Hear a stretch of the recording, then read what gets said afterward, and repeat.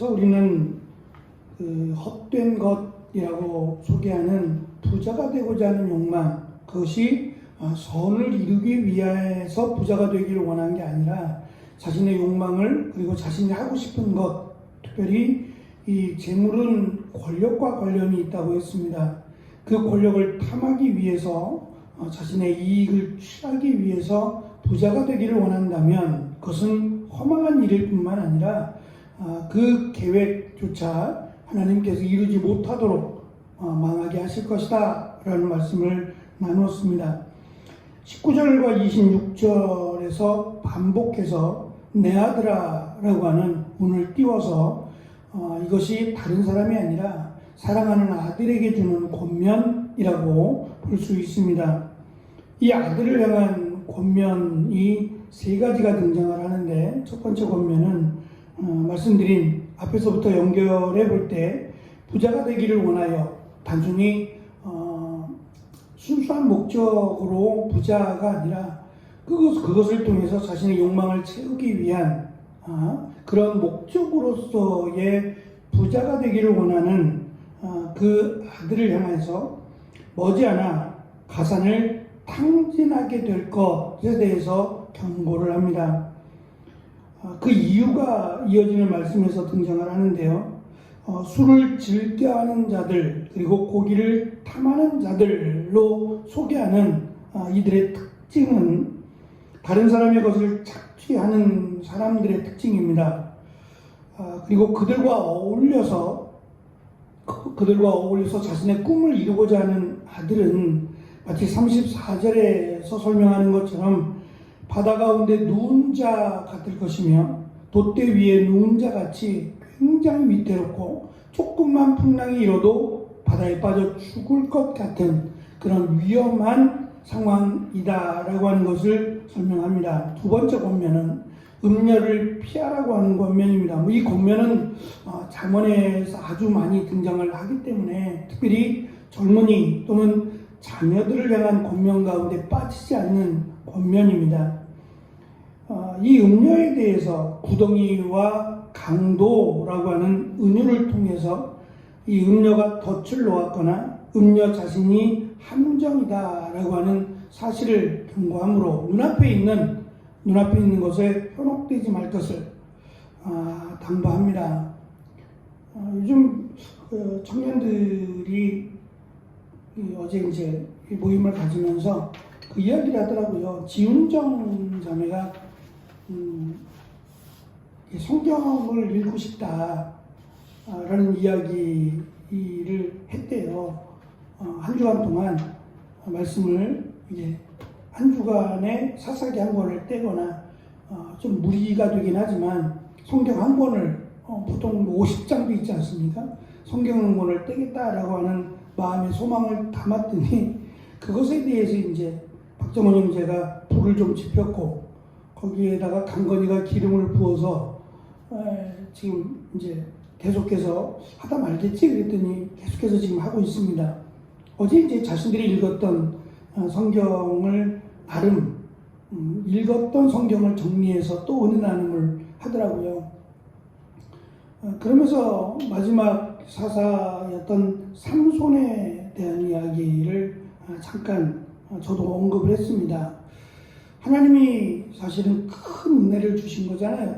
태어나면서부터 삼손에게 정말 유일무이한 힘을 주셨는데 그 힘을 하나님의 영광을 위해서 쓰는 게 아니라 자신의 욕망을 채우기 위해서 쓰다가 간 사람이 삼손이에요.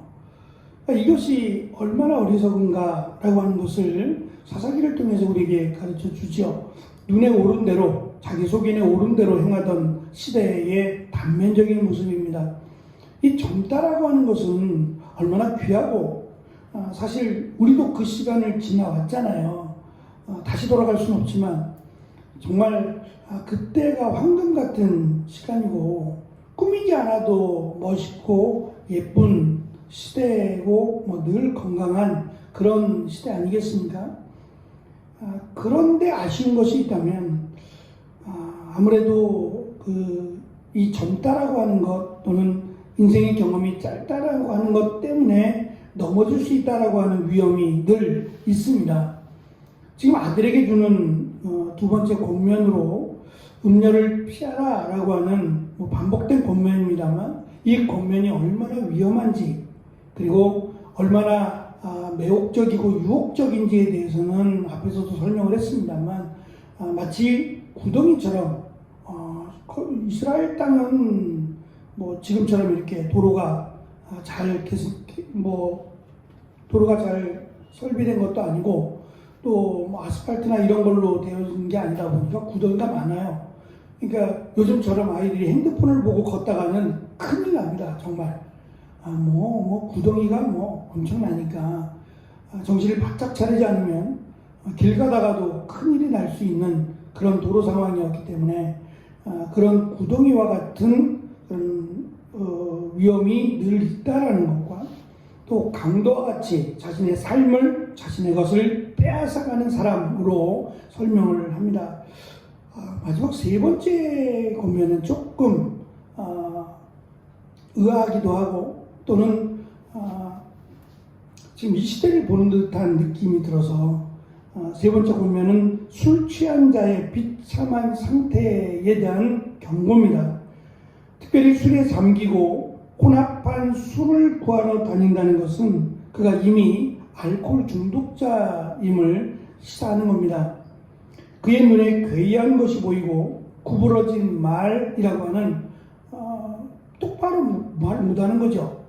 똑바로 말을 못해서 혀가 구부러진 말을 하거나 또는 횡설수설하거나 하는 등의 표현은 알코올 중독자에게 나타나는 특징들입니다. 마지막 절에 보면 맞아도 감각이 없어요. 맞아도 내가 맞는 건지, 흔히 말하는 길이 막 일어서서 자기를 때린다거나 이런 말들은 술에 취한 자의 모습을 대변하죠. 심지어는 마지막 절에 있는 것처럼 언제나 깰까, 내가 언제나 깰까, 왜 깨고 싶으냐, 또 술을 마시고 싶어서 깨는 거예요. 결국은 술이 자신을 마셔버리는 결과를 맞이하게 되죠. 결국은 이 세 가지의 불을 향한 목적을 두는 것과,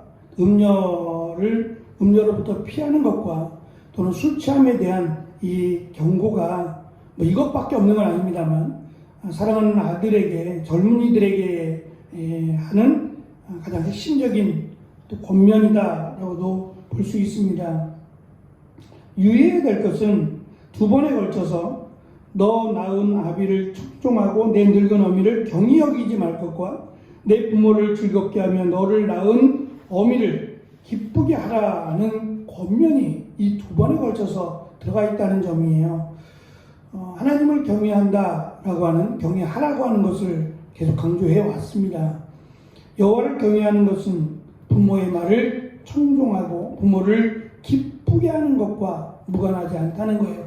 거창한 목적과 계획을 삼고 그 계획을 이루기 위해서 달려가는 것보다 당장 눈앞에 있는 부모를 기쁘게 하는 것, 부모의 말에 순종하고 부모를 기쁘게 하는 것, 이것이 훨씬 더 지혜로운 계획이라는 거죠. 그 나머지는 하나님이 채워주시고 인도해 주실 것이다 라고 하는 것이 솔로몬이 가르쳐주는 권면이기도 합니다. 막연해 보이기도 합니다만, 하나님께서 주신 십계명도 보면 사람들 사이의 관계에서 하나님과의 수직적인 관계가 아니라 수평적인 관계에서 가장 먼저 등장하는 계명이 부모를 공경하라 라고 하는 계명으로 시작을 합니다. 물론 하지 말라라고 하는 내용이 훨씬 많지만, 이 부모를 경외하는 것이 우리가 이 땅에서 살아가는 삶의 가장 기본적인 모습이라면 왜 이것을 강조했을까를 생각해 보면, 이것을 지키고 순종하는 자에게 분명히 하나님은 이 땅의 장수의 복과 더불어서 형통하는 복을 허락하신다 그랬어요. 결국 이것이 이 땅에서 잘 되는 복 가운데 하나라고도 할 수 있습니다. 하나님이 그렇게 인도에 가신다라고 하는 말씀이기도 하고요. 자녀들이 사실은 이 말씀을 들어야 하는데, 삶 가운데 그들의 허락된 젊음이라고 하는 그 시간을 말씀으로 채워가고, 또 하나님께서 허락하신 가정, 이 가정의 소중함을 알고 또 부모에게 순종할 때에 하나님의 귀한 은혜로 자녀들을 인도해 주실 것이며, 그리고 하나님이 마치 악인을 멸망시키듯이 의인을 의의 길로 인도하신다라고 하는 귀한 축복과 은혜가 사랑하는 자녀들에게 가득한 귀한 은혜가 있기를 축원합니다. 기도하겠습니다.